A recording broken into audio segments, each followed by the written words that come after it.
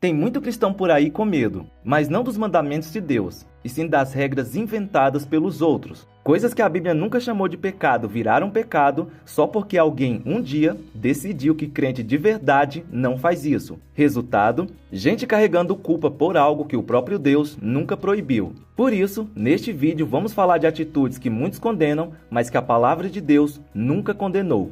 Primeira atitude: planejar o futuro. Alguns leem Tiago 4, 13 ao 15 e acham que o cristão não pode fazer planos. Mas vamos ver o texto com atenção. Ouçam agora vocês que dizem: hoje ou amanhã iremos para esta ou aquela cidade, passaremos um ano ali, faremos negócios e ganharemos dinheiro. Vocês nem sabem o que lhes acontecerá amanhã. Em vez disso, deveriam dizer: se o Senhor quiser, viveremos e faremos isto ou aquilo. Percebeu? Tiago não está proibindo o planejamento. Ele está corrigindo a arrogância de planejar como se Deus não estivesse na equação. O problema não é escrever metas. O problema é achar que o futuro obedece aos nossos planos. Aliás, a própria Bíblia elogia quem se organiza. Quem planeja bem e trabalha com dedicação, prospera. Quem se apressa e toma atalhos, fica pobre. Ou seja, planejar não é incredulidade, é sabedoria, traz prosperidade. A diferença é simples: planejar sem Deus é orgulho. Planejar com oração e dependência é totalmente diferente. O problema não é escrever metas. O problema é achar que a vida está sob nosso controle, quando na verdade somos como uma neblina que aparece por um instante e logo se dissipa. O cristão não é chamado para viver no improviso, mas para viver com estratégia e submissão. Planeje sim, mas antes de dizer eu vou, diga: se o Senhor quiser, eu vou.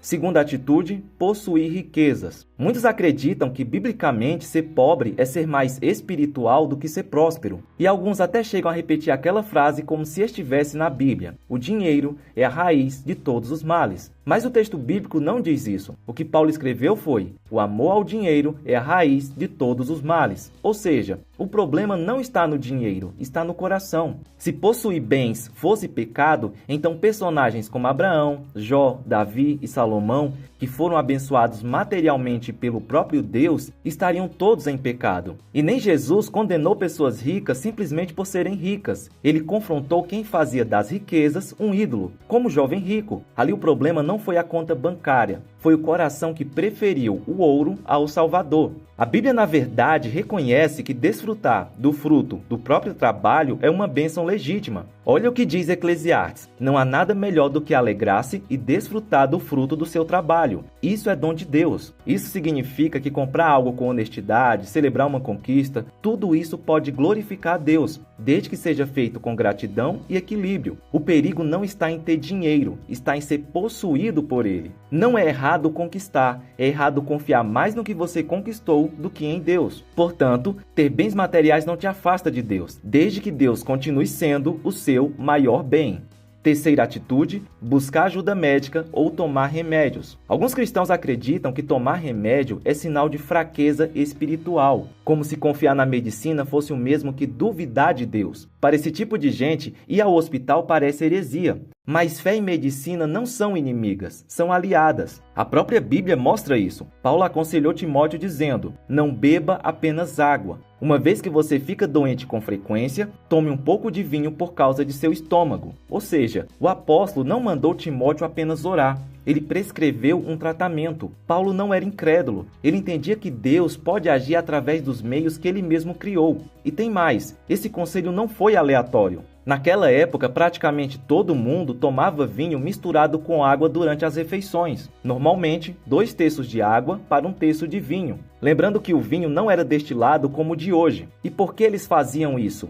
Porque a água, muitas vezes, era contaminada, e o vinho ajudava a desinfetar e evitar doenças, especialmente problemas estomacais e desinteria, que eram muito comuns. É importante falar que há riscos reais de vida para aqueles que acham que recusar remédio é prova de fé. Vale lembrar de uma tragédia real. Há alguns anos, uma menina de 2 anos morreu porque os pais que praticavam cura pela fé recusaram levá-la ao médico. Eles oraram, mas ignoraram o hospital. Resultado, a criança morreu e os pais foram presos. Isso não é fé. Isso é falta de conhecimento bíblico, é irresponsabilidade. Afinal, quem deu sabedoria aos médicos? Deus. Quem capacitou cientistas para desenvolver remédios? Deus. A fé verdadeira não rejeita os meios, ela reconhece que Deus também opera através deles.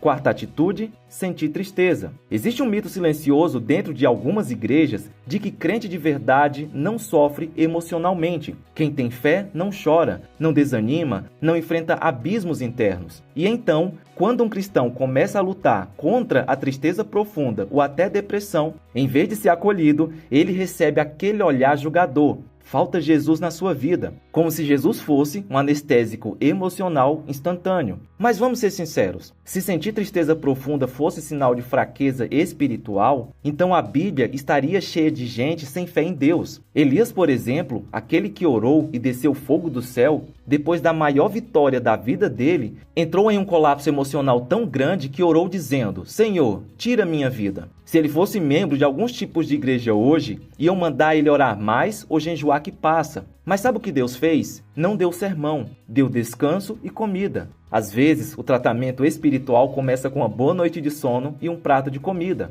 Davi, o homem segundo o coração de Deus, escreveu salmos que hoje seriam classificados como desabafos depressivos. As lágrimas têm sido o meu alimento dia e noite. Se alguém postasse isso hoje no Facebook, sem colocar referência bíblica, provavelmente apareceria alguém dizendo: irmão, falta Bíblia na sua vida. Mal sabendo ele que esse texto é da Bíblia. Já Jeremias chorava tanto que ganhou o apelido de profeta chorão. E Jesus chorou. Jesus sentiu uma angústia tão intensa antes da cruz que disse: minha alma está profundamente triste até a morte. Ou seja, até o Filho de Deus enfrentou dores emocionais profundas. Então vamos deixar bem claro: ter momentos de profunda tristeza não é pecado, não é sinal de falta de fé. É sinal de que você é um ser humano que vive em um mundo caído, imerso no pecado, que traz sofrimentos e dores a todos. O pecado não está em sentir dor, está em desistir de buscar ajuda. Depressão não é o fim da caminhada espiritual. Às vezes é o ponto onde Deus começa a caminhar mais perto de você. Você não é menos cristão porque sofre. Você não está distante de Jesus. E Jesus não está distante de você.